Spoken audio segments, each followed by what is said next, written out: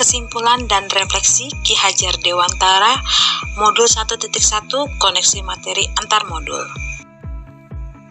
Salam guru hebat, Bapak Ibu calon guru penggerak. Izinkan terlebih dahulu saya memperkenalkan diri.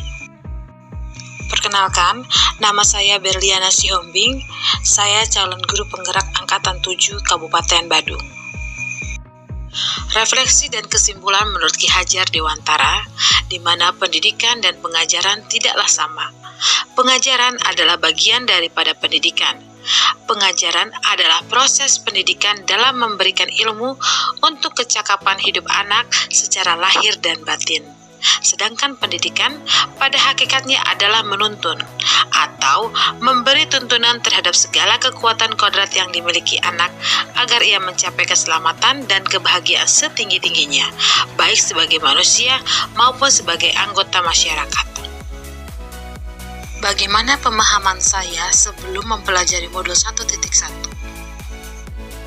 Sebelum saya memahami pemikiran Ki Hajar Dewantara melalui modul 1.1, yang saya pahami mengenai proses pembelajaran yaitu di mana proses pembelajaran cukup dengan memberikan ataupun mentransfer materi kepada siswa.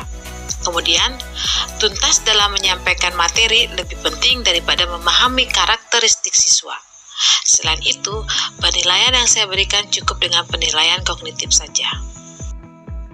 Selain itu, saya menganggap bahwa keberhasilan dalam proses pembelajaran saya yaitu di mana berhasil apabila masuk nilai KKM. Selain itu juga, murid saya anggap sebagai objek dalam pembelajaran, dan pembelajaran berpusat pada guru.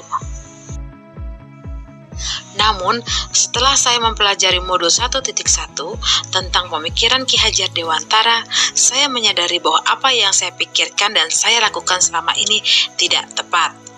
Bagaimana saya bisa memberikan materi yang saya berikan tanpa mengetahui apakah siswa sudah benar-benar memahami materi yang sudah saya sampaikan? Perubahan apa yang saya dapat setelah mempelajari modul ini?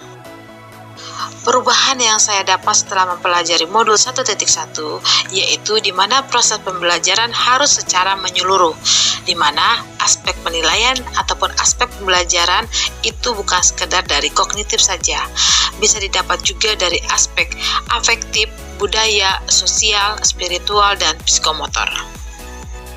Selain itu juga, murid bukan lagi sebagai objek, melainkan murid sebagai subjek pembelajaran, di mana murid sudah bebas untuk mengemukakan pendapat ataupun kebebasan berekspresi serta berkreasi dengan metode yang tepat. Guru pun harus mampu menuntun dan memfasilitasi siswa.